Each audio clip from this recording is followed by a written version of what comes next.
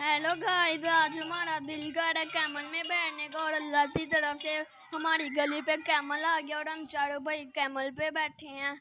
और आप लोग कभी कैमल पे बैठे हो तो कमेंट में बताना, सब्सक्राइब भी करना। और अब हम 150 रुपीज से बैठ गए थे हम चारों भाई और अब वापिस अंदर जा रहे हैं। चल छलांग लगा दे तुम।